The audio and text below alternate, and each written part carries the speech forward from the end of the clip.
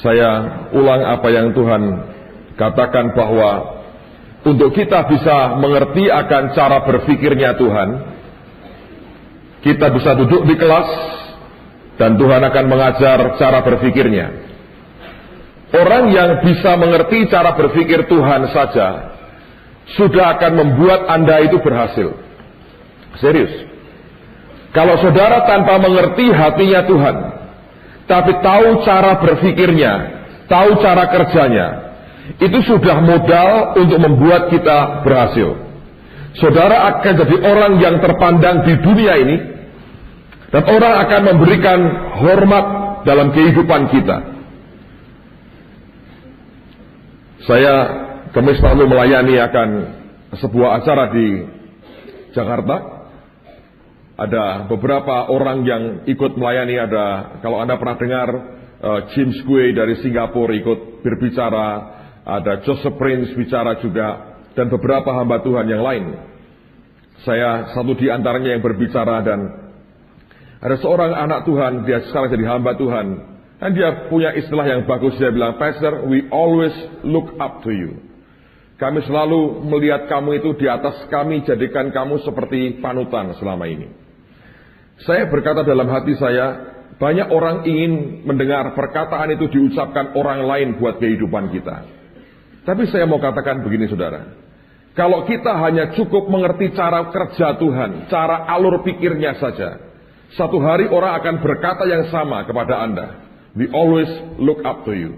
Orang akan lihat kepada saudara, menengadah kepadamu, karena mereka mau belajar sesuatu dari kehidupan kita. Tetapi kalau kita mau sungguh melayani Tuhan, sampai Tuhan memberikan banyak hal kepercayaan dalam kehidupan kita, bahkan memberikan akan kepercayaan yang sangat pribadi buat kita, tidak cukup, saudara. Bukan sekedar kita harus hanya tahu cara kerja dia dan cara berpikirnya, tapi para pelayan Tuhan harus mengerti juga perasaan Tuhan dan hati Tuhan. Kalau Anda perhatikan kehidupan Yesus di dunia ini selama 2000 tahun, sejak 2000 tahun yang lalu, selama kira-kira 3,5 tahun dia melayani. Kita tahu pada akhirnya dia punya 120 murid. Dia punya juga 70 murid yang lebih spesial lagi. Dia juga punya 12 orang murid. Dari 12 ada berapa yang spesial? 3. Siapa itu? Petrus, Yohanes, dan Yakobus. Tapi kalau kita mau jujur melihat, dari 3 ini, mana yang paling dekat dengan Tuhan sebetulnya? Yohanes. Anda bisa lihat akan perbedaannya itu. Tidak berarti bahwa kasih Tuhan itu tidak sama dengan kita. Sama. Ini aneh sekali. Tadi ketika dari Ungaran saya turun, saya mendengarkan Radio Rema di mobil. Pak Yusak sedang berkhotbah. Kalau tadi siang Anda dengarkan, Anda akan nanggap firman yang sama. Dan beliau berkata begini, kasih Tuhan itu sama. Gambarannya ini seperti listrik ngalir. Ya kan? Tapi ada manusia seperti lampu 5 watt. Ada juga yang seperti 100 watt. Ada yang lampu sorot yang ribuan watt. Dialirkannya sama, cuma nyedotnya berbeda-beda. Nangkap, saudara? Makanya orang berkata, kenapa dia lebih terang dari saya? Karena yang ditangkap, yang dihisap oleh dia dan dipancarkan lagi lebih gede daripada orang-orang lain. Tidak berarti bahwa Tuhan itu pilih kasih. Aliran listriknya sama. Gedung ini diterima akan listrik, ngalirnya sama. Tapi tiap lampu bisa berbeda. Kenapa? Karena mereka menghisap kekuatan itu dengan cara yang berbeda. Dan memantulkannya dengan cara yang berbeda juga. Jadi kalau Anda iri dengan Tuhan, salah besar. Dia berikan banyak hal. Hanya pertanyaannya adalah, apakah kita mau terima dan ambil sebanyak mungkin kita bisa? Ada orang-orang yang puas dengan hanya mengerti cara berpikir Tuhan. Tapi kalau Anda mendapatkan itu, sudah luar biasa. Saudara pasti jadi orang berhasil. Tapi kalau kita mau jadi pelayan Tuhan yang menyenangkan hatinya, Anda mesti ngerti perasaan dan hatinya. Di situ Anda akan punya yang namanya pelayanan dengan compassion, dengan belas kasihan. Dan itu akan membuat perbedaan yang luar biasa. Coba lihat 1 Yohanes pasal yang pertama, ayat yang pertama. Saya minta Pak Hasto bacakan. Baca dengan gelora cinta, Hasto. Baca dengan gelora cinta. Men, orang Kristen sudah kehilangan akan jiwa daripada apa yang sebetulnya tertulis dalam firman ini. Kita terlalu kaku dan kayak robot dan menghakimi orang tanpa belas kasihan. Bayangin saudara, ngasih makan orang pakai pedang, makan katanya. Sadis banget. Nggak mau tusuk sekalian. Dari omongan kita, dari sikap kita, kayak begitu. Saya berdoa mulai hari ini, Tuhan ubah kita. Amen, saudara. Saya senang dengan apa yang Tuhan kerjakan, walaupun saya bayarnya tiap pagi bangun jam 2:30, 3. Saya pikir ini kayak orang gila ini. Tapi saya enjoy apa yang Tuhan tunjukkan, dan tiap pagi Tuhan ajari saya sesuatu. Wow, silakan Hasto. Dengan gelora cinta. Ya. Yeah. 1 Yohanes 1 ayat 1. Apa yang telah ada sejak semula, yang telah kami dengar, yang telah kami lihat dengan mata kami, yang telah kami saksikan, dan yang telah kami raba dengan tangan kami tentang firman hidup, itulah yang kami tuliskan kepada kamu. Saudara dengerin ya, ini luar biasa. Dia bilang dia cerita tentang Yesus sebetulnya. Dan Yohanes ini begitu berbeda. Kalau Anda perhatikan di Matius, Markus, Lukas, Yohanes. Dulu saya paling tidak suka Injil Yohanes. Karena hampir-hampir tidak banyak ceritanya. Hanya omongan Yesus. Ketika saya sekolah minggu, saya ingat satu guru sekolah minggu yang saya paling malas. Tapi ternyata ini orang paling setia. Heran ya. Yang ngajarnya bagus, kurang setia. Yang ngajarnya paling, istilahnya orang Semarang, jelei, saudara. Sampai orang setianya nggak pernah absen. Ya memang tahu-tahu sakit terus pulang ke rumah bapak gitu, saudara. Tapi nggak pernah absen. Dan saya masih ingat, kalau ngajar sekolah minggu itu nggak pernah menarik. Alkitabnya itu Alkitab yang biru kecil gitu, saudara. Perjanjian baru, cuma dimasukin saku begini. Kalau sudah mulai ngajar begini, saya akan membaca, zaman dulu ya, kitab Yahya. No. Dulu kitab Yahya, bukan Yohanes, saudara. Kitab Yahya. Saya bilang, maboklah Yahya lagi, saudara. So, saya paling tidak suka. Tapi kalau Anda tanya saya hari ini, the best yang saya paling suka, itu kitab Yahya itu, saudara, sebetulnya. Nah, apa yang membuat berbeda ini si Yahya ini, si Yohanes ini? Apa yang membuatnya berbeda? Dia bicara tentang Yesus dalam dimensi yang lain. Yang Matius, Markus, Lukas tidak bisa tangkap itu karena mereka tidak cukup dekat seperti Yohanes dekat dengan apa yang dia tulis. Dia berkata, apa yang kami dengar, apa yang kami lihat, apa yang kami saksikan, dan apa yang kami raba. Dia berkata, itu yang aku tulis kepadamu. Dan kata saksikan itu artinya to see with desire. Melihat dengan luapan gejolak keinginan untuk memilikinya. To see with desire. Beda. Ada geloranya di dalamnya. Ini bukan orang Kristen yang kayak robot jalan begini tanpa ada apapun di dalamnya. Dia berkata, aku saksikan itu. To see with desire. Dan kalau sudah ada desire, dia berkata, and I touch him. Dan itu yang membuat berbeda. Banyak orang melihat dari jarak yang sangat jauh. Tapi ada orang yang berkata, I touch him. Luar biasa. Ini loh saudara yang membuat berbeda. Dan Tuhan memang maunya begitu. Sampai kita ini bersentuhan dengan pribadinya. Coba lihat dalam Kisah Rasul 17 ayat 27. Ini khotbahnya Paulus di Athena. Dia berkata apa? Kisah 17, 27. Kisah 17, 27. supaya mereka mencari Dia dan mudah-mudahan menjamah dan menemukan Dia. Supaya mereka mencari Dia dan mudah-mudahan apa? Menjamah Dia. Bukan cuma memahami atau mengerti, no. Kenapa Dia lahir sebagai manusia? Di antaranya, saudara, we can touch Him. Kita bisa jamah Dia.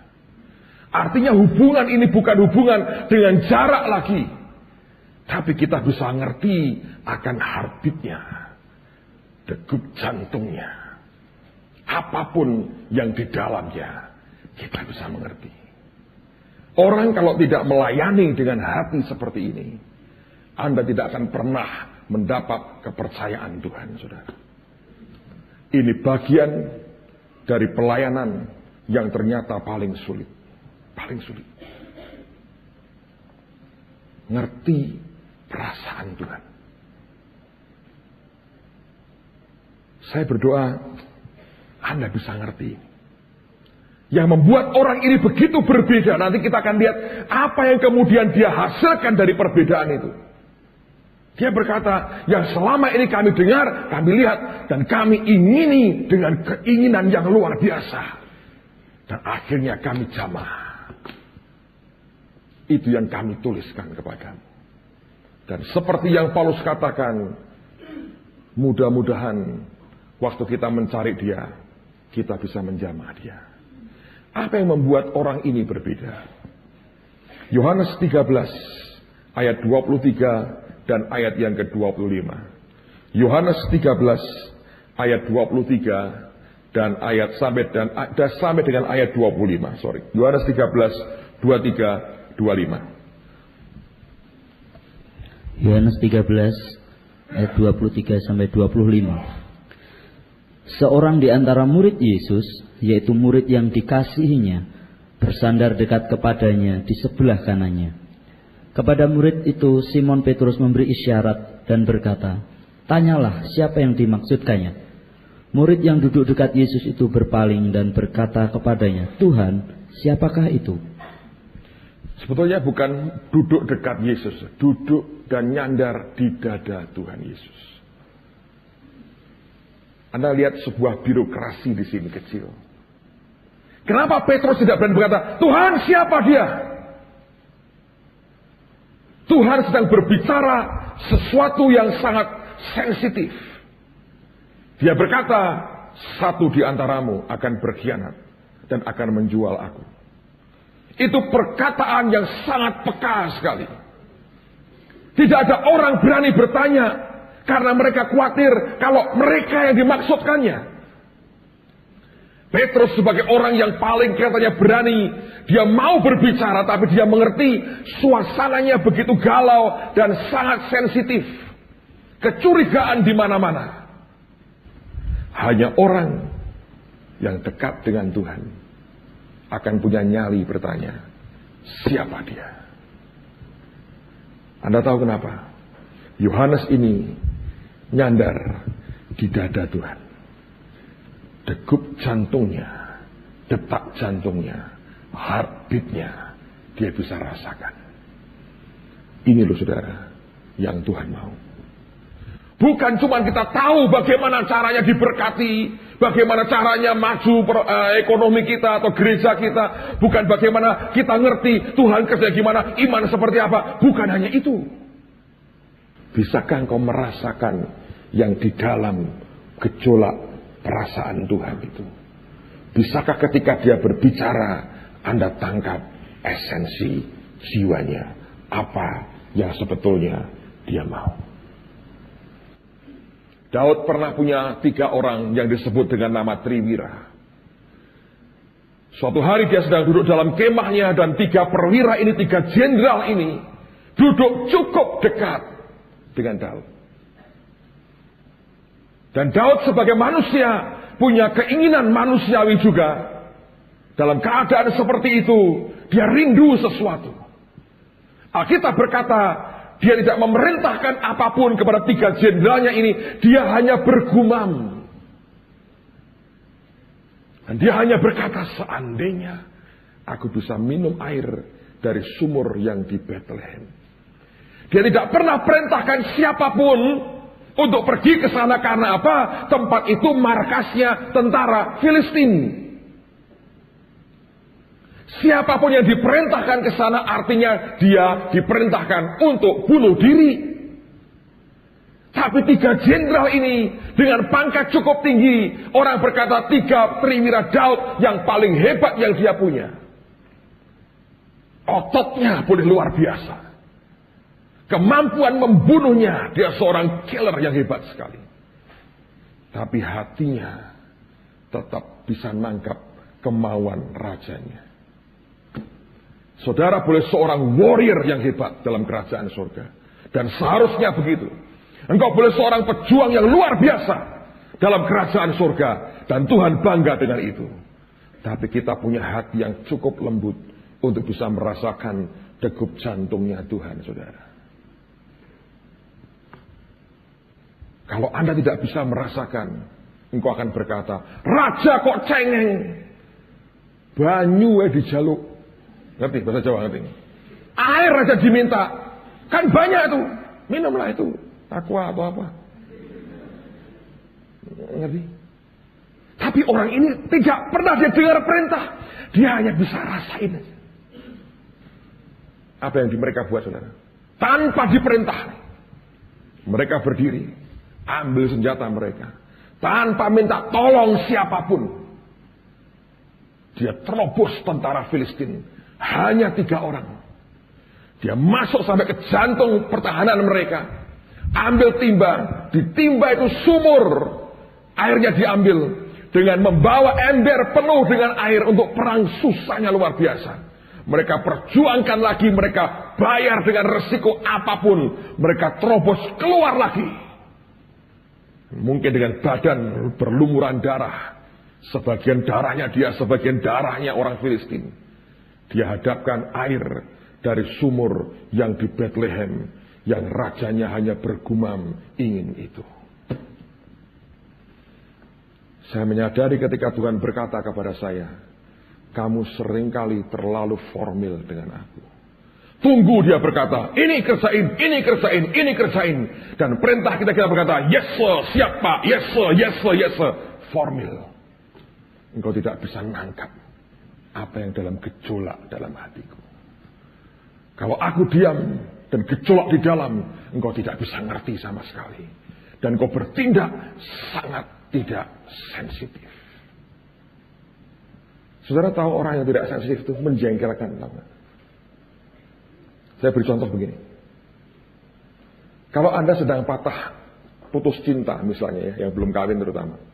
Pacarmu berkata, mulai hari ini putus. Gejolak di dalam. Gejolak di dalam. Anda diam. Tiba-tiba ada teman Anda yang berkata gini, wah pacarmu sekarang sama orang lain. Dia cerita, aduh ganteng, cakep, kaya raya lo. Punya helikopter 3. Lu sepeda aja gak punya ya katanya. Kesian lu, melarat banget lu katanya. Itu orang ditikam jantungnya aja saudara. Sangat tidak sensitif. Ditanya orang, kok kamu ngomong gitu? Dia gak apa-apa tuh, dia diem aja senyum-senyum. Goblok itu orang saudara. Gak ngerti yang di sini. Saudara dengan Tuhan mau main bahasa apa sekarang? Bahasa formal atau bahasa di sini? Itu akan membuat menentukan kelak engkau seperti apa, saudara. Dan main bahasa di sini, saudara, yang Tuhan suka. Yohanes itu nyandar di dada Tuhan. Tidak ada orang yang berani tanya, siapa itu Tuhan? Karena dia bicara sesuatu yang mengerikan. Setelah kumpul 3,5 tahun, satu di antaranya ternyata iblis. Petrus pun yang kelihatannya paling berani, ciut nyalinya saudara. Dia hanya memberi kode, tanya. Dan dia yang tahu degup jantung Tuhan. Dia ngerti Tuhanku tidak lagi emosi ini. I think he is alright dengan apa yang ada. Dan dia tanya, siapa Tuhan. Dan seperti yang dia tangkap dari degup jantungnya, Tuhan berkata, yang nanti mencelupkan roti ini bersama dengan aku. Saudara bisa melihat itu relationship yang seperti itu. Bukan lagi formalitas yang kaku, yang nunggu perintah, tapi hatinya nggak ngerti apa yang harus dibuat.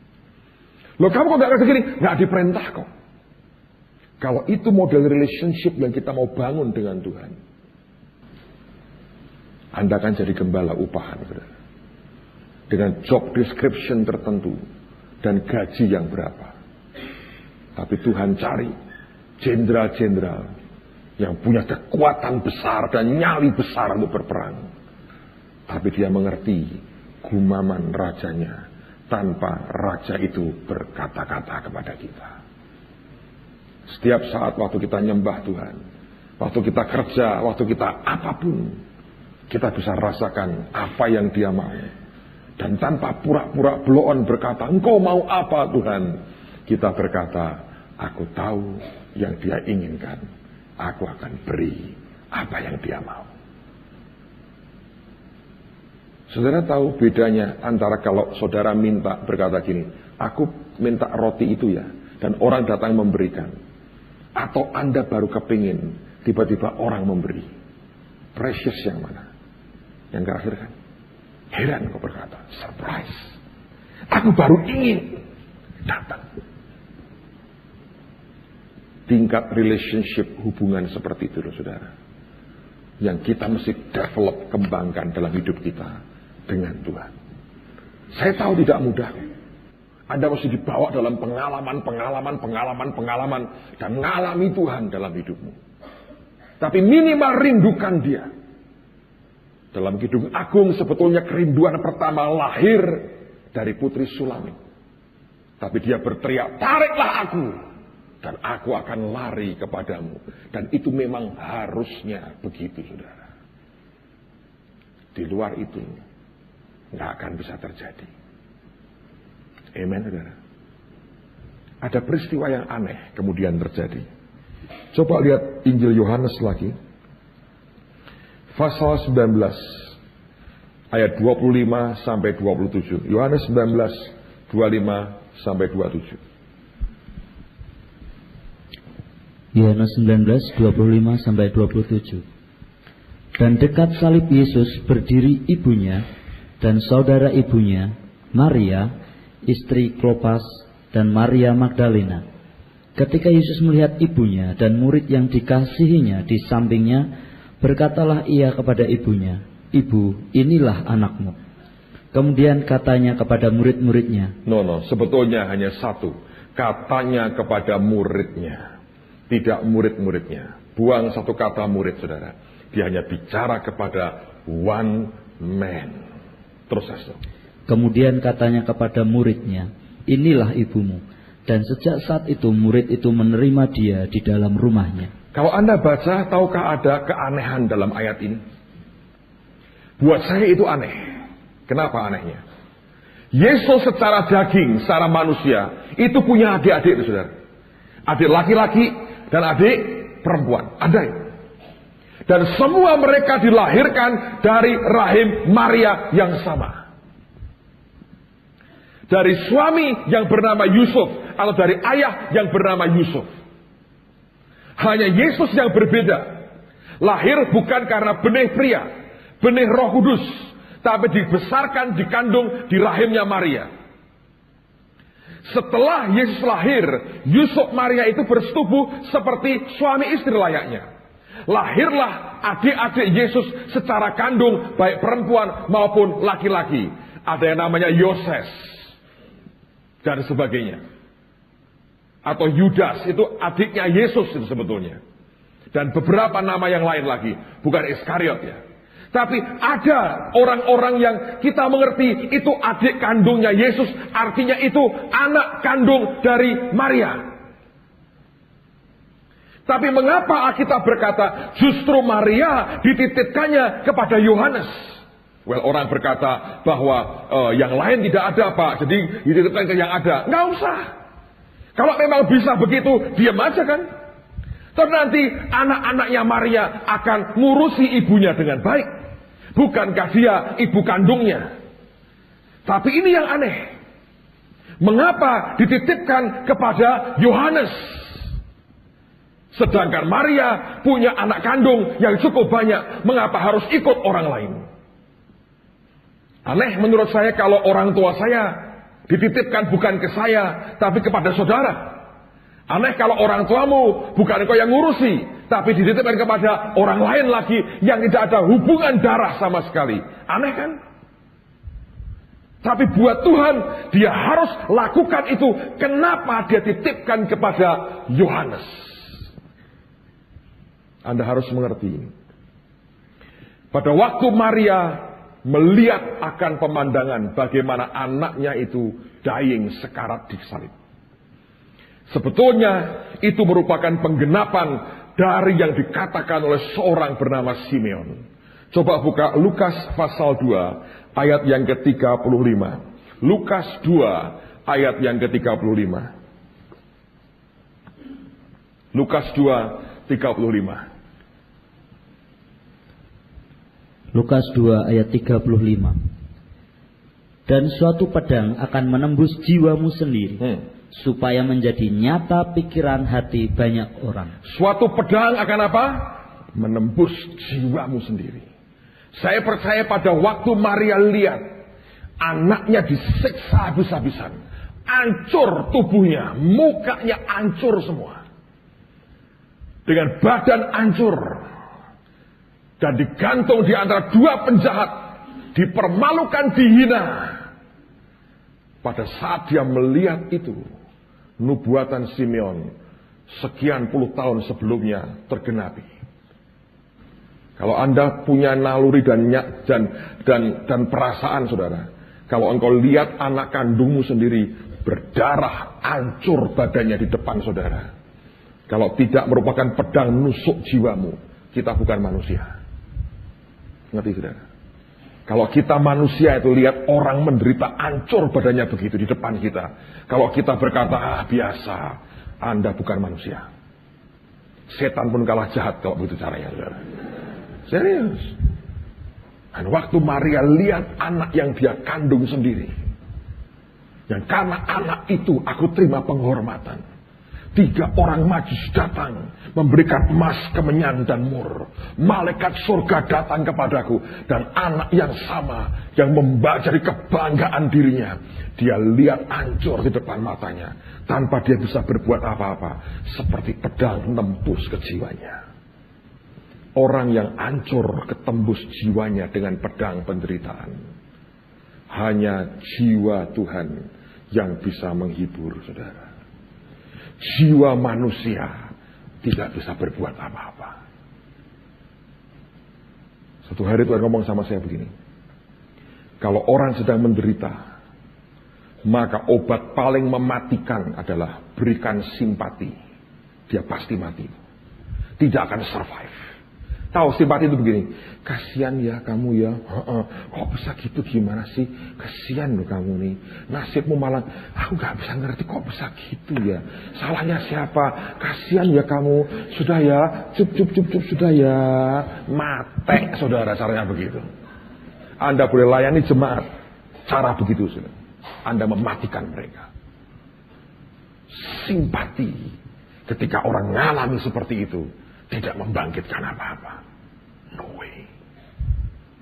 Waktu jiwanya ditembus pedang seperti itu, Tuhan mengerti. Adik-adiknya secara daging tidak ngerti. Paling berkata, sudahlah Mami Maria, kan masih ada kita-kita, katanya. My goodness, kita-kita. Saya ngerti.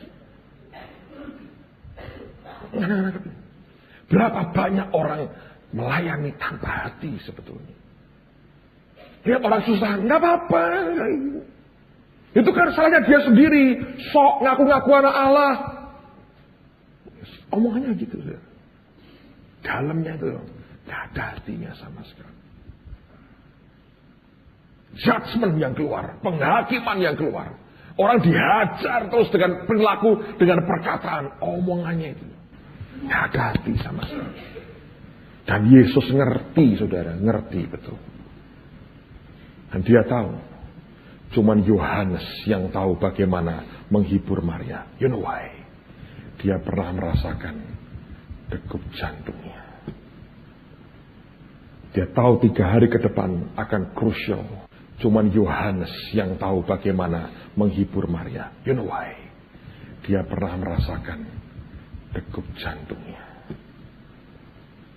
Dia tahu 3 hari ke depan akan krusial. Dan sekian belas tahun lagi mungkin akan sangat penting buat ibunya ini. Tidak ada orang yang mengerti aku semengerti Yohanes tahu tentang aku. Petrus kabur, semua kabur. Yang tinggal cuma orang yang tahu heartbeatnya Tuhan. Yang cinta kuat seperti maut. Karena ada gelora di dalamnya. Itu yang Tuhan mau, saudara. Pelayanan dengan hati. Saya hanya berdoa, Tuhan akan singkapkan dalam kehidupan kita hal-hal begini. Kalau tidak, kita ini isinya penuh teori. Tapi nggak ada compassion-nya sama sekali. Nggak ada. Waktu Anda lihat orang yang hancur, kita bilang, nah saya sendiri, makanya nasibmu jelek sih. Omongannya itu. Nggak ada hati. Sebab tidak tahu dan tidak bisa merasakan apa yang dirasakan oleh Yesus. Dari pagi saya ngajar di TSOA. Marta itu cerewetnya luar biasa. Sibuk dan cerewetnya luar biasa. Waktu Lazarus mati dia berkata, kalau engkau di sini Tuhan, tidak akan mati saudaraku. Dijawab sama Tuhan. Dijawab, setiap omongan dijawab sama Tuhan. Pingpong kata-kata saudara. Tapi datang Maria yang suka duduk dekat kaki Tuhan. Maria mengucapkan kalimat yang sama. Tidak beda sebetulnya. Dia bilang, Tuhan, seandainya engkau di sini, saudaraku tidak akan mati. Dan Tuhan tidak bisa bicara apa-apa. Hatinya nggak tahan kalau ketemu orang yang ngerti perasaannya, saudara. Alkitab berkata, maka maskulah hati Yesus. Anda tahu kata itu? Itu artinya di dalamnya kata maskul itu tahu. Itu ada luapan kemarahan yang luar biasa. Bukan marah dengan Maria, marah dengan kematian dan dosa. Itu yang membuat dia berkata, Lazarus keluar. Dan Lazarus bangkit dari antara orang mati. Ini yang terjadi. Begitu amarahnya keluar. Dia tidak paham. Itu gejolak emosi di dalam luar biasa. Baca kalimat berikutnya berkata, and Jesus wept. Maka menangislah Yesus. Itu bukan orang hanya berkaca-kaca matanya. Bukan hanya orang yang hanya menetes air matanya. Itu orang terisak-isak nangis sama-sama. Itu Yesus, saudara. Itu Yesus yang seringkali tidak cukup kita kenal. Kita terlalu formal dengan dia. Dalam banyak hal ya kita harus menghormati dia. Dalam formalitas birokrasi Tuhan, saya tahu itu. Tapi ada saat-saat pribadi, hanya dia dan kita saja. Gone, hilang. Dia tidak bicara apa-apa. Dia hanya terisak-isak, dia nangis dengan agony, kesakitan di dalam. Sampai orang berkata, lihat betapa kasihnya kepada Maria, kepada dia. Lalu mereka mencemooh dia. Timbul lagi itu agony, kesakitan di dalam dia. Dan dia berkata, mana kuburnya? Lalu kemudian ketika dia sampai ke sana, saudara. Bukan karena omongannya Marta. Tapi Maria yang membuat perbedaan. Sebab orang ini ngerti yang dirasakan. Saya nggak ada waktu untuk cerita semuanya. Tapi Tuhan berkata pada saya, Maria ini seperti gadis Sulamit terhadap Salomo ketika dia dengan aku. Dia tahu memberi minyak dan rambutnya itu seperti menjerat mempesona aku. Dia akan cuci kaki Tuhan dengan rambutnya. Anda baca Kidung Agung. Super, saudara. Dia bilang seperti Sulamit dengan Salomo. Itu Maria dengan aku. Ingat, buang erosnya. Buang hawa nafsunya. You can feel and see the beauty of love. Dan waktu Tuhan sampai di depan kubur Lazarus, dia berkata, buka tutupnya. Maria berkata, Tuhan, sudah 3 hari, bau. Saya pakai istilah saya. Maria, yang dibuka bukan mulutmu, tapi pintu gua itu. Serius. Dia bilang, bukankah sudah aku katakan. Ngamuk dia. Itu terlalu banyak dibuka yang itu. Buka itu pintu kubur, bukan mulutmu. Itu bahasa saya sendiri. Dengan kata lain, shut up please. Yang bau itu di situ, bukan di situ. Kalau sudah keluar itu, saudara, agoni kesakitan karena amarah ilahinya. Roh maut tidak pernah bisa mencengkeram nyawa orang, saudara. Dia teriak, Lazarus keluar. Itu mayat hidup, saudara. Dan dia bangkit dari antara orang mati. You know why? Ada orang yang ngerti hatinya dia. Dia tidak bisa tahan. Anda boleh pinter berdebat. Anda boleh tajam seperti Maria omonganmu. Anda boleh rajin kayak Marta. Nah, seperti Marta omongan kita. Tidak akan menggerakkan hatinya. Anda akan dibantah terus. Dikasih ayat terus. Sampai Anda mabuk ayat. Dan tidak menyelesaikan apa-apa. Tapi orang yang bisa ngerti hatinya akan membawa perbedaan yang luar biasa. I hope Anda bisa nangkep itu. Itulah sebabnya ketika Maria mengalami yang dinubuatkan Simeon, pedang menikam menusuk akan jiwanya. Dia berkata penghiburan terbaik bukan dari simpati manusia, tapi dari orang yang tahu hatiku.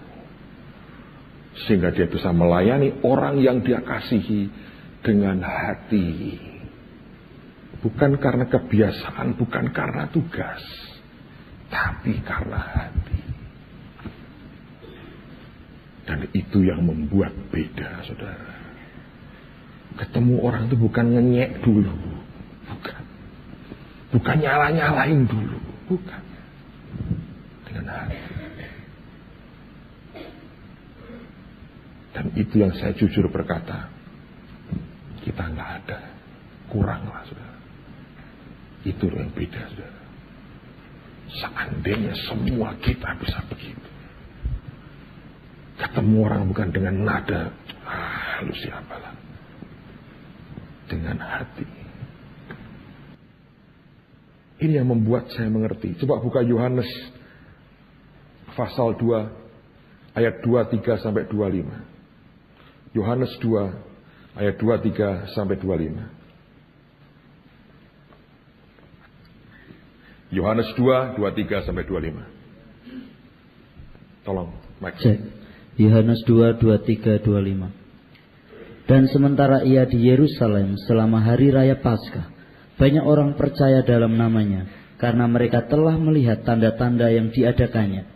Tetapi Yesus sendiri tidak mempercayakan dirinya kepada mereka, karena ia mengenal mereka semua, dan karena tidak perlu seorang pun memberi kesaksian kepadanya tentang manusia, sebab ia tahu apa yang ada di dalam hati manusia. Untuk orang percaya kepada Yesus banyak.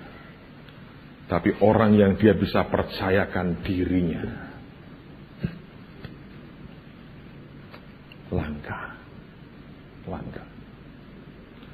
Saya berdoa Anda dan saya termasuk orang yang dia bisa percayakan dirinya, saudara. Kalau engkau mau jalan dan melayani dengan hati. Saya nggak tahu lagi bagaimana mengungkapkannya. Satu aja saya rindu, Anda cukup punya kerinduan untuk tiap hari mulai sekarang cari Tuhan. Dan berkata, Tuhan, aku ingin Engkau dalam hidupku. Kalau itu jadi kerinduanmu, saudara, itu sudah awal yang luar biasa. Tapi tahukah kita, dia cari orang yang dia bisa percayakan dirinya. Waktu ketemu dengan Maria, ibunya aja, hanya satu orang yang dia bisa trust, Yohanes. Bukan karena kebetulan dia di situ, tapi untuk orang bisa membalut luka seperti itu adalah orang yang tahu perasaan Tuhan. Saya teringat cerita ketika Esau akan mengajak Yakub untuk bergerak bersama-sama pulang. Waktu mereka sudah didamaikan Tuhan dengan cara Allah yang sangat ajaib. Yakub berkata kepada Esau, biarlah kakakku berjalan terlebih dahulu. Aku akan berjalan beringsut mengikuti langkah kaki anak domba. Sebab kalau dibuat tergesa-gesa, ini anak domba pasti mati. Itu loh saudara, dengan hati. Bukan diikat lehernya, diseret. Ayo, katanya. Bodol saudara sampai di sana. Dan itu yang seringkali sadar nggak sadar kita buat kayak begitu. Seret. Dia bilang, aku mau beringsut ngikuti kaki domba, anak domba. Kalau dibuat tergesa-gesa, mati dia. Anda bisa nangkap ini.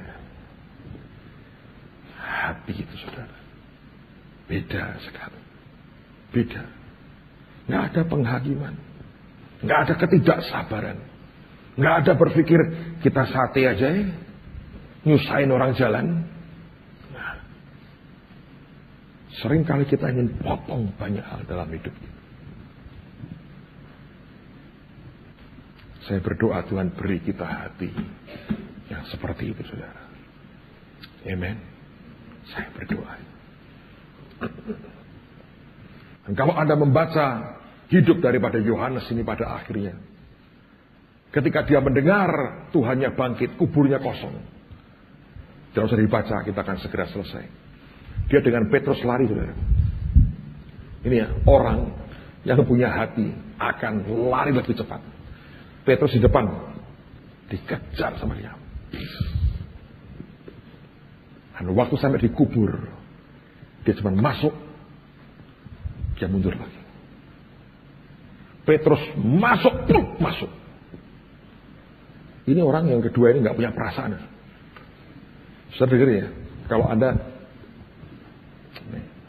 kalau anda ketemu orang yang Anda kenal dan diberitahu dia mati, untuk Anda lihat mayatnya, struggle saudara.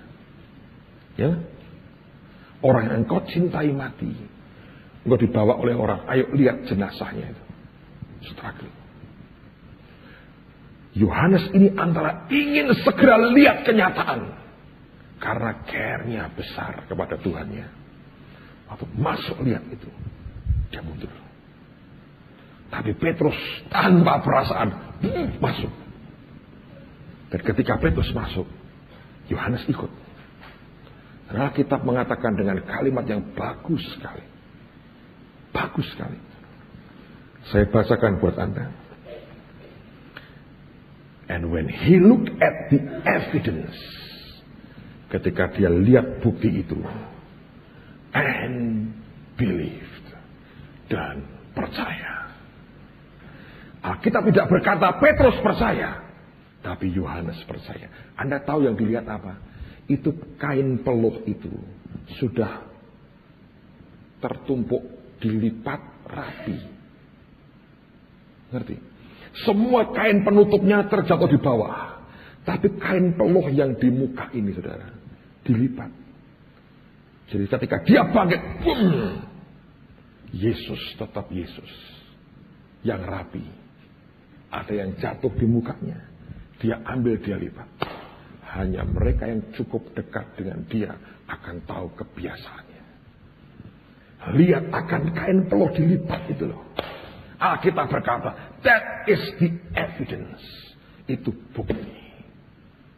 Dia berkata, my Jesus. Kalau itu berantakan, dia berkata, dicuri orang. Tapi kalau itu tersimpan rapi, Anda berkata apa?